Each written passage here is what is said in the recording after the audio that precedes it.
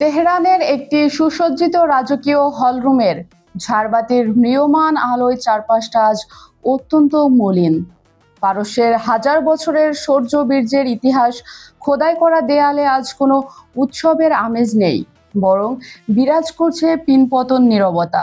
বিশ্বের বিভিন্ন প্রান্ত থেকে আসা রাষ্ট্রপ্রধান ও বিশেষ প্রতিনিধিরা কালো পোশাকে সারিবদ্ধভাবে দাঁড়িয়ে আছেন পশ্চিমা আধিপত্যবাদের বিরুদ্ধে আপোষহীন লড়াই করা প্রতিরোধের মহান নায়ক আয়াতুল্লাহ আলী খামেনির প্রতি শেষ শ্রদ্ধা জানাতে। এই সারিতেই অত্যন্ত ভাবগম্ভীর চেহারায় দাঁড়িয়ে আছেন বাংলাদেশের জাতীয় সংসদের স্পিকার হাফিজ উদ্দিন আহমেদ, যার চোখে মুখে শোকের ছায়া থাকলেও বুকের ভেতর ছিল এক অদ্ভুত চাপা উৎকণ্ঠা।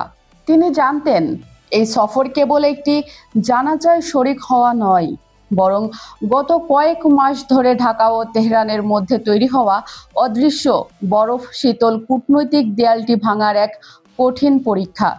এই দেয়াল উপড়ে ফেলতে না পারলে শুধু কূটনীতি নয়, বাংলাদেশের অর্থনীতির একটি বিশাল অংশ হরমুজ প্রণালীর কালো জলে ডুবে যাওয়ার ঝুঁকিতে ছিল।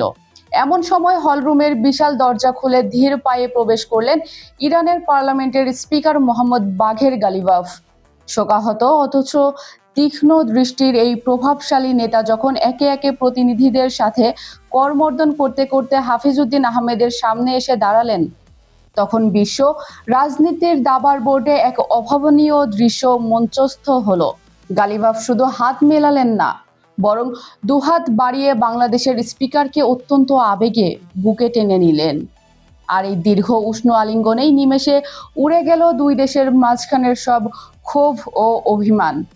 এই রাজনৈতিক থ্রিলারের পাতা উল্টাতে আমাদের ফিরে যেতে হবে মধ্যপ্রাচ্যের ইতিহাসের সেই কালো দিনটিতে, যখন আমেরিকা ও ইসরায়েল যৌথভাবে ইরানের বুকে এক কাপুরুষোচিত ও পৈশাচিক হামলা চালায়। রাতের আকাশ তীরে ধেয়ে আসা গাইডেড মিসাইল আর স্টিলথ ড্রোনের হামলায় শহীদ হন ইরানের সর্বোচ্চ নেতা আয়াতুল্লাহ আলী খামেনি সহ। এই হামলার বীভৎসতায় যখন একটি স্কুলের নিষ্পাপ শিশুরা ঝরে পড়ল, তখন বাংলাদেশের 18 কোটি মানুষের হৃদয়ও শোকে স্তব্ধ হয়ে গিয়েছিল।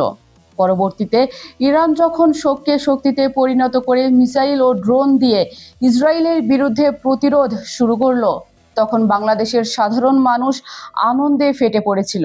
কিন্তু সাধারণ মানুষের এই স্বতঃস্ফূর্ত ক্ষোভ আর আবেগের বিপরীতে বাংলাদেশ সরকারের আনুষ্ঠানিক কূটনৈতিক বিবৃতিটি ছিল নিষ্প্রাণ। পশ্চিমা বিশ্ব, বিশেষ করে আমেরিকার রক্তচক্ষু এড়িয়ে চলার জন্য ঢাকার নীতি নির্ধারকরা যে ডাউন প্লে করা বিবৃতি দিয়েছিলেন, তাতে ছিল না কোনো নিন্দার ভাষা বা শোকের গভীরতা।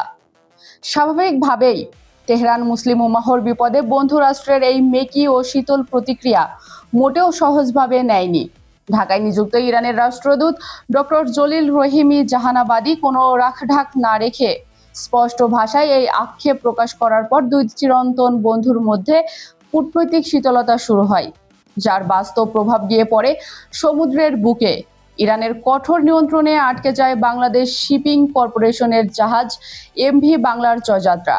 যুদ্ধ থামার পর পরাশক্তিগুলোর অকল্পনীয় প্রতিরোধের মুখে নতি স্বীকারের এই কঠিন বিদায় লগ্নেও তেহরান কিন্তু তাদের পুরনো বন্ধু বাংলাদেশকে ভুলে যায়নি। সব অভিমান পাশে সরিয়ে ঢাকাতে বিশেষ আমন্ত্রণ পাঠানো হলো। সব দ্বিধা দ্বন্দ্ব পেছনে ফেলে তেহরানে ছুটে যান স্পিকার হাফিজ উদ্দিন আহমেদ। মার্কিন যুক্তরাষ্ট্রের সাথে সাম্প্রতিক কূটনৈতিক দর কষাকষি ও যুদ্ধের ময়দানের রিমোট কন্ট্রোল যার হাতে, সেই ইরানি লৌহ মানব বাঘের গালিবাফের চওড়া হাসি ও উষ্ণ আলিঙ্গন প্রমাণ করে দিল বাংলাদেশ সরকারের আগের দুর্বল কূটনৈতিক প্রতিক্রিয়া ইরান ভুলে গেছে।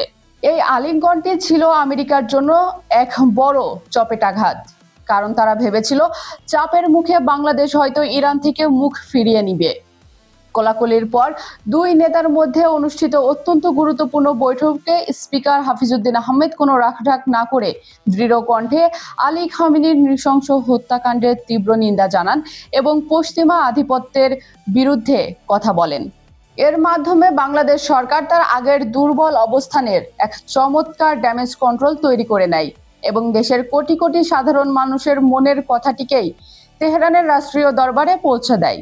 ভূ রাজনৈতিক টানাপোড়েনে পরাশক্তিগুলোর চাপে মাঝে মাঝে ভুল বোঝাবুঝির কালো মেঘ জমতেই পারে, কিন্তু আত্মা ও সংস্কৃতির গভীর টানকে যে কখনো অস্বীকার করা যায় না, তেহরানের এই উষ্ণ আলিঙ্গন তা নতুন করে জানান দিল।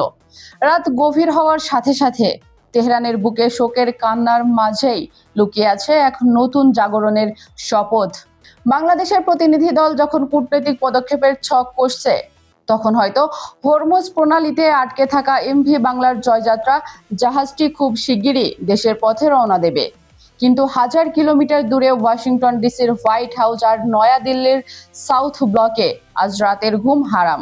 তারা দেখছে যে দেশটিকে তারা এতদিন নিষেধাজ্ঞার জুজু দেখিয়ে নিজেদের পকেটে রাখতে চেয়েছিল, সেই বাংলাদেশ আজ সরাসরি তাদের শত্রুর বুকে আলিঙ্গন করছে। দাবার বোর্ডে বাংলাদেশ তার তুরুপের তাসটি চেলে দিয়ে প্রমাণ করেছে, আমরা কারো দয়ার ওপর নির্ভরশীল নই এবং আমরা জানি কখন, কোথায় এবং কিভাবে বন্ধুদের পাশে দাঁড়াতে হয়। মিসকাতুল সুইটি, খবর সংযোগ।